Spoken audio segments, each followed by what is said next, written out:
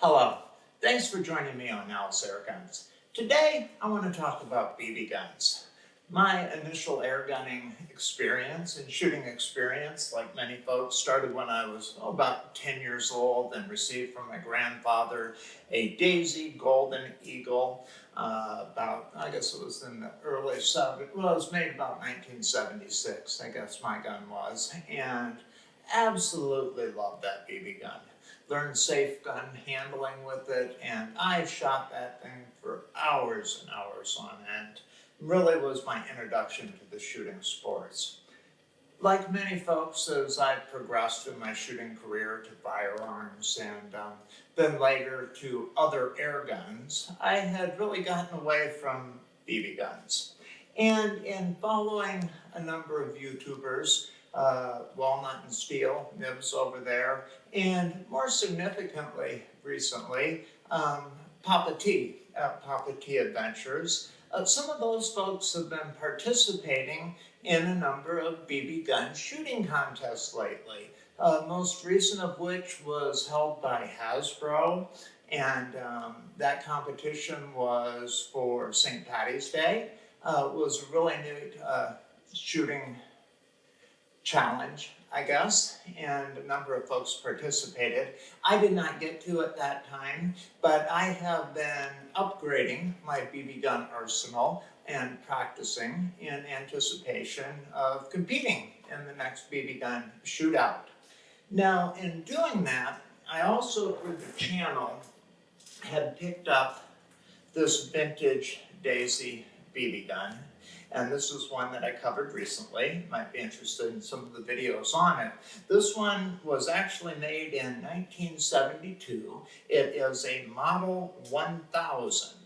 And this is my first experience with what is called a wide-body Daisy BB gun.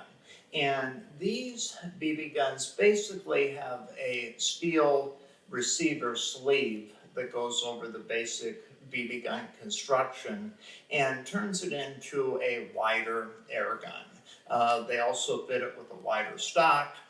Doesn't change the power or anything like that, but in my opinion, it makes them handle a little bit more nicely, particularly for adults and for larger shooters. So as I reviewed this gun, I really came to enjoy the handling of this wide body unit. This one is one of the gravity feed BB guns. They also call them rattle traps. We dump hundreds of BBs into this tube here via a loading port, and then each time to cock it, you bring the gun up like that, cock it, and bring it down, and that gravity will feed a BB into the mechanism there.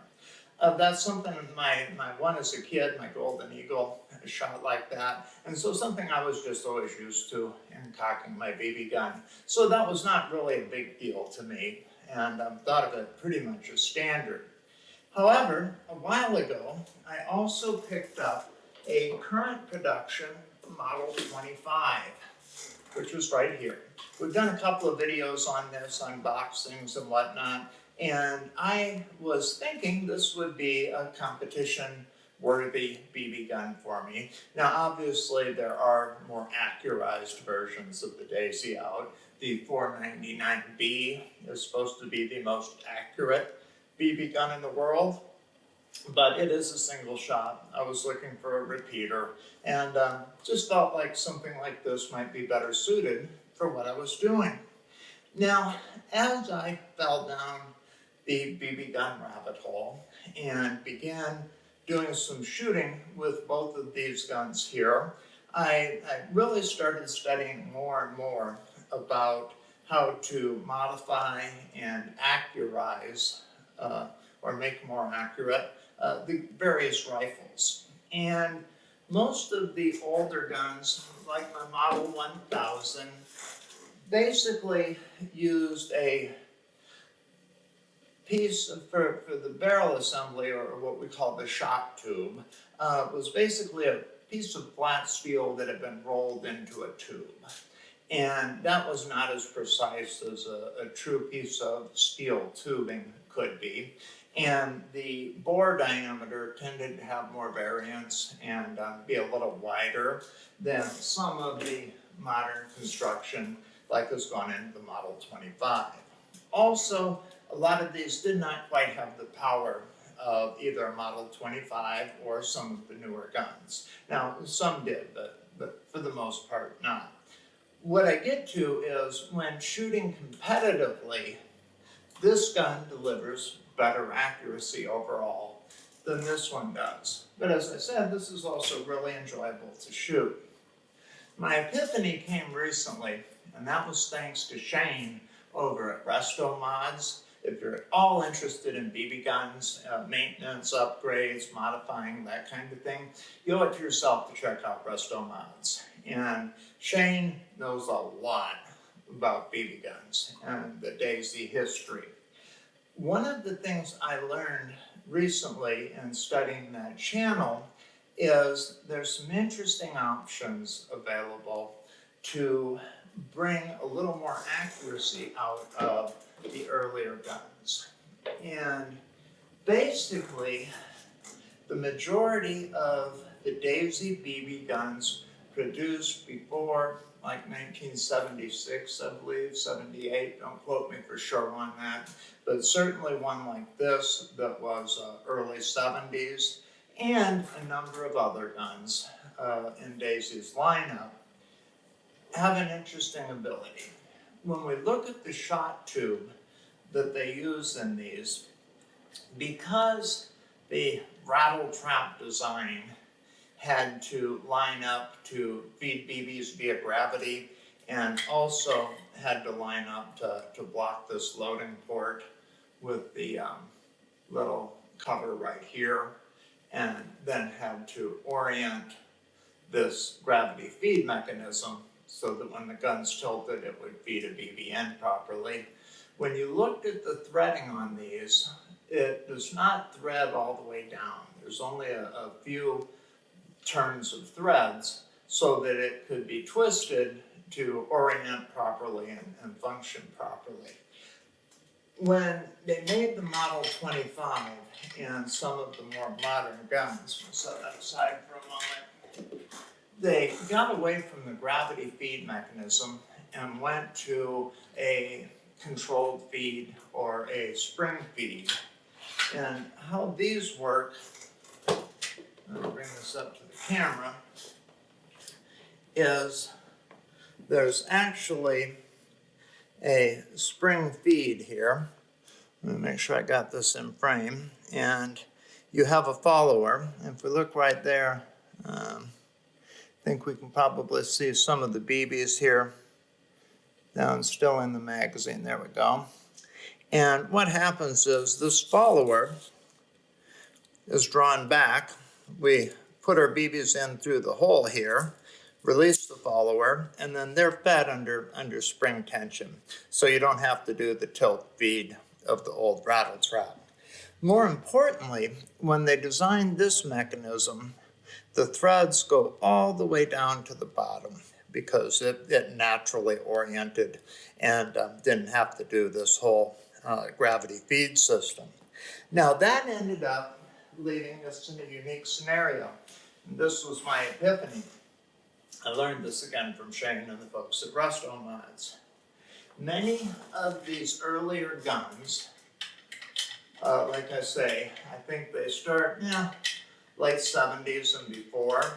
And many of these earlier guns, let me get that back in there, can actually accept one of these Model 25 feed tubes, one of the modern ones. Why that's important is this is actually the shot tube in this, or the quote barrel, is an actual piece of steel tubing and not the folded over steel sheet that the earlier guns used. So it's more precise. The bore diameter is both tighter and more consistent.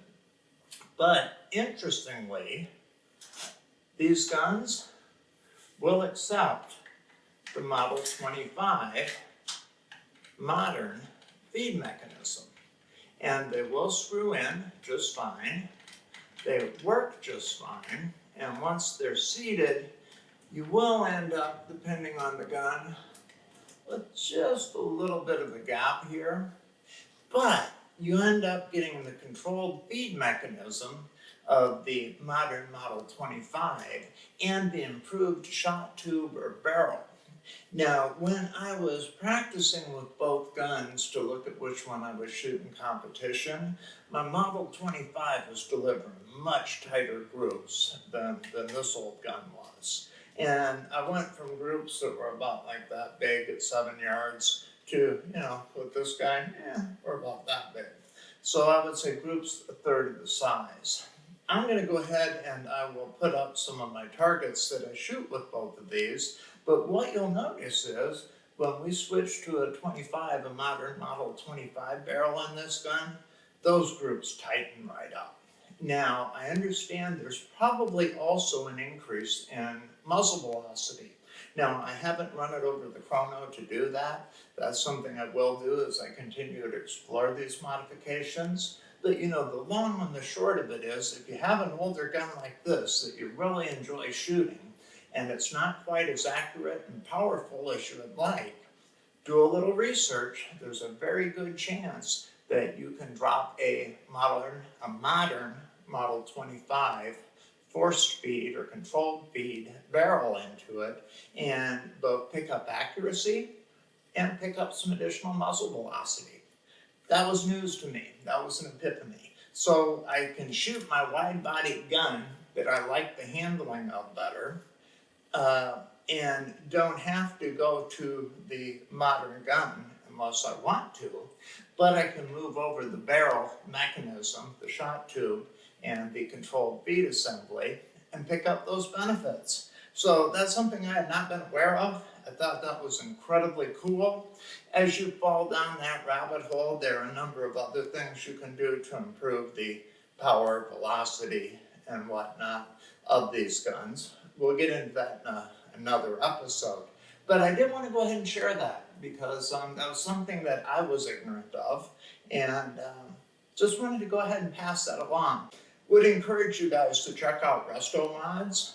Shane is an incredible teacher, releases some really good videos, and I've learned tons. So anyway, wanted to share that. Thanks a lot for tuning in, and I'll see y'all on the next one.